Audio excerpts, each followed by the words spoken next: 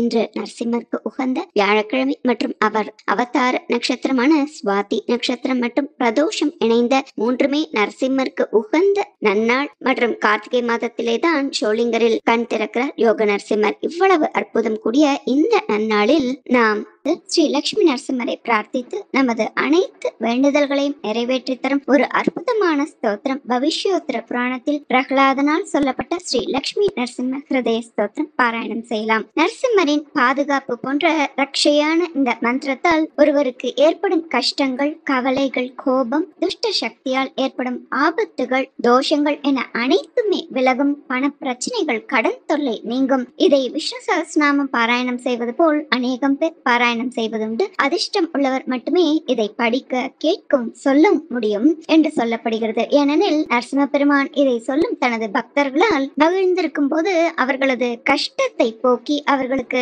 இவ்வுலகில் நல்ல இன்பமயமான வாழ்வையும் இறுதியில் முக்தியையும் தருகிறார். இதை சொல்லி பலன் பெற்றோர் பலர். நரசிம்ம மந்திரங்களின் அரசன் என்றும் கருட மந்திரம் என்றும் சொல்லப்படும். இது அறியாமையை அகற்றுகிறது. கஷ்ட நேரத்தில் எந்த உதவியும் இல்லாதவர்களுக்கு இதை சொல்வதால் நரசிம்மரின் அருளால் இதுவே உதவியாக அவர்களது கஷ்டம் நீங்க வழிவகுக்கிறது. இதை சொல்வதால் காசி மற்றும் ராமேஸ்வரத்தை தரிசித்த பலன் தரும். மேலும் 1000 அஸ்வமேதம் 100 வாஜ்பேயம் செய்த பலனையும் இது தரும் என்பது சந்தேகமில்லை. அனைத்து வேத பாராயண பலன் மற்றும் மந்திரங்களின் ராஜாவாக உள்ளதால் நாம் எந்த பலனை அடைய விரும்புகிறோமோ அது இந்த மந்திரத்தால் கிடைக்கும். 96 தர்ப்பணங்கள் எனப்படும் ஷண்ணவதி செய்த பலனையும் இது தரவல்லது. இது நமது பல ஜென்ம பாபத்தை, கர்ம சுமையை குறைக்க வல்லது. முக்திக்கு வழிவகுக்கிறது. உங்களுக்கு பல நாளாக முடியாமல் தடைப்பட்டு இருக்கும் காரியங்களும் இதை காலை, மதியம், மாலை மற்றும் சதுர்தசி திதி, சுவாதி நட்சத்திரம் மேலும் குறிப்பாக சனிக்கிழமைகளில் சொல்வதால் எல்லா இடங்களிலும் நீங்கள் வெற்றி பெறுவீர்கள்.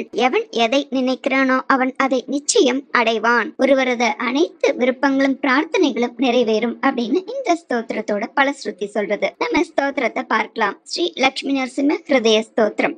அஸ்ய ஸ்ரீ லக்ஷ்மீ நரசிம்ஹ ஹிருதய மகாமந்திரஸ்ய பிரஹ்லாத ரிஷிஹி ஸ்ரீ லக்ஷ்மீ நரசிம்ஹோ தேவதா அனுஷ்டுப் சந்தஹ மம ஈப்சிதார்த்த சித்யர்த்தே பாட்டே விநியோகः கரண்யாசக. ஓம் ஸ்ரீ லக்ஷ்மீ நரசிம்ஹாய அங்குஷ்டாபியாம் நமः. ஓம் வஜ்ரநகாய தர்ஜனீபியாம் நமः. ஓம் மகாரூபாய மத்யமாபியாம் நமः. ஓம் சர்வதோமுகாய அநாமிகாபியாம் நமः. ஓம் பீஷணாய கனிஷ்டிகாபியாம் நமः. ஓம் வீராய கரதலகரபிருஷ்டாபியாம் நமः. ஹிருதயன்யாசः. ஓம் ஸ்ரீ லக்ஷ்மீ நரசிம்ஹாய ஹிருதயாய நமः. ஓம் வஜ்ரநகாய சிரசே ஸ்வாஹா. ஓம் மகாரூபாய சிகாயை வஷட். ஓம் சர்வதோமுகாய கவச்சாய ஹூம். ஓம் பீஷணாய நேத்ரத்ரயாய வௌஷட். ஓம் வீராய அஸ்திராய பட்.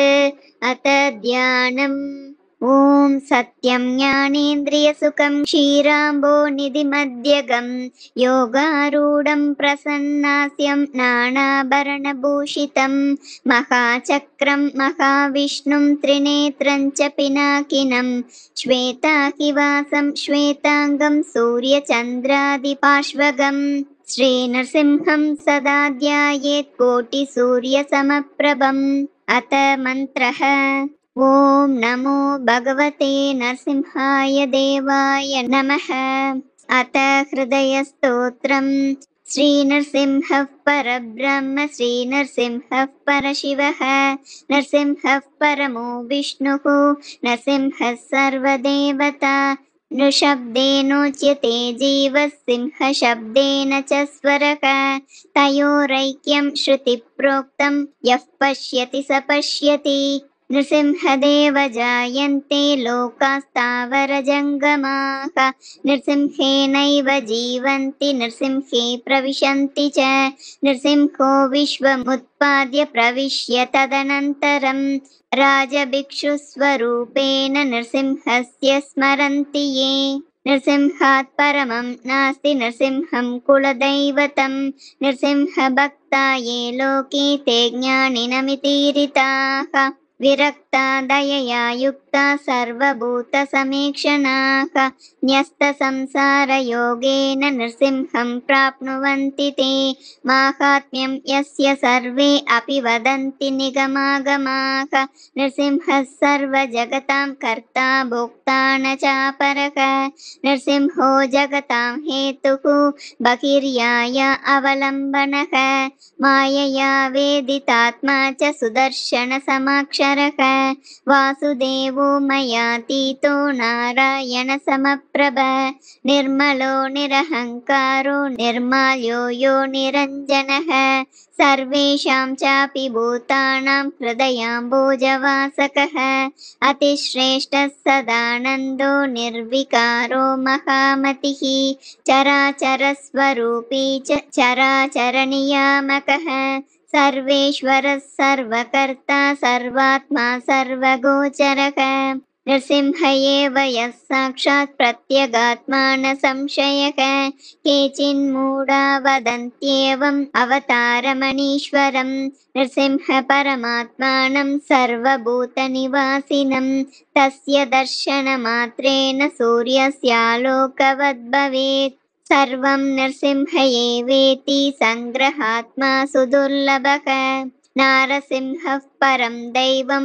नारसिंहो जगद्गुरुः नृसिंहेति नृसिंहेति प्रभाते ये पठन्ति च तेषां प्रसन्नो भगवान् मोक्षं सम्यक् प्रयच्छति ओंकारेभ्यश्च पूतात्मा ओंकारैकप्रबोधितः ओंकारो मन्त्रराजश्च लोके मोक्षप्रदायकः नृसिंह भक्ता ये लोके निर्भया निर्विकारकाः तेषां दर्शनमात्रेण सर्वपापैः प्रमुच्यते सकारो जीववाची स्यादिकारः परमेश्वरः हकाराकारयोरैक्यं महावाक्यं ततो भवेत् ओंकारजा प्रेतमुक्तिः काश्या मरणं तथा नृसिंहस्मरणादेव मुक्तिर्भवति नान्यथा तस्मात् सर्वप्रयत्नेन मन्त्रराजमिति ध्रुवं सर्वेषां चापि वेदानां देवतानां तथैव च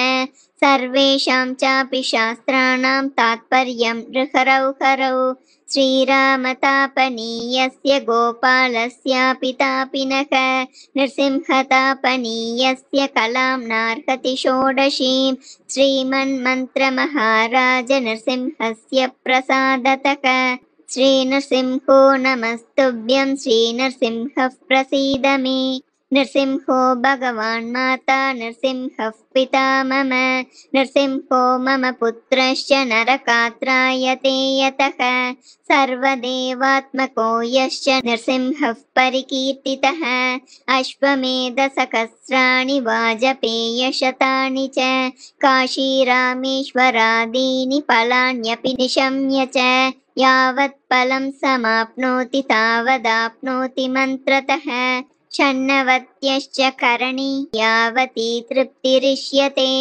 पितॄणां तावती प्रीतिः मन्त्रराजस्य जायते अपुत्रस्य गतिर्नास्ति इति स्मृत्या यदीरितं तत्तु लक्ष्मीनृसिंहस्य भक्तिमात्रावगोचरं सर्वाणि तर्कमीमांसा शास्त्राणि परिहाय वै नृसिंहस्मरणाल्लोके तारकं भवतारकम् अपार भववाराब्धौ सततं पततां नृणां नृसिंहमन्त्रराजोऽयं नाविको भाष्यते बुधैः यमपाशेन बद्धानां पङ्गुं वैतिष्ठतां नृणां नृसिंहमन्त्रराजोऽयं ऋषयः परिकीर्तितः भवसर्पेण दंष्ट्राणां विवेकगतचेतसाम् नृसिंहमन्त्रराजोऽयं गारुडो मन्त्र उच्यते अज्ञानतमसां नृणां मन्दवद्भ्रान्तचक्षुषां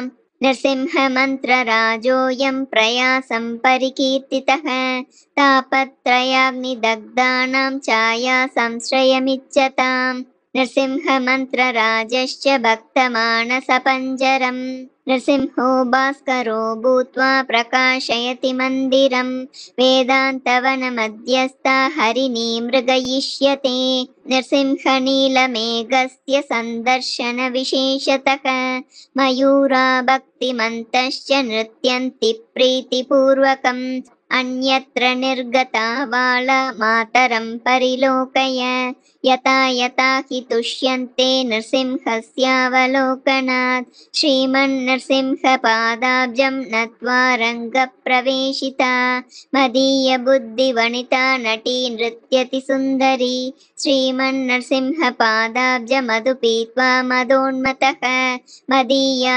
बुद्धिमालोक्य मूढा निन्दन्ति माधवम् श्रीमन्नृसिंहपादाब्जरेणुं विधिसुभक्षणम् मदीयचित्तहंसोऽयं मनोवश्यं न याति मे श्रीनृसिंहः पिता मह्यं माता च नरकेसरी वर्तते ताभुवौ नित्यं रौवहं पर्यामि वै सत्यं सत्यं पुनः सत्यं नृसिंहः शरणं मम अहो भाग्यं नारसिंहो गतिर्मम श्रीमन्नृसिंहपादाब्जद्वन्द्वं मे हृदये सदा वर्ततां नित्यं दृढभक्तिं प्रयच्छ मे नृसिंहतुष्टो भक्तोऽयं भुक्तिं मुक्तिं प्रयच्छति नृसिंहहृदयं यस्तु पठे नित्यं समाहितः नृसिंहत्वं समाप्नोति नृसिंहः सम्प्रसीदति त्रिसन्ध्यं यः पठे नित्यं मन्दवारे विशेषतः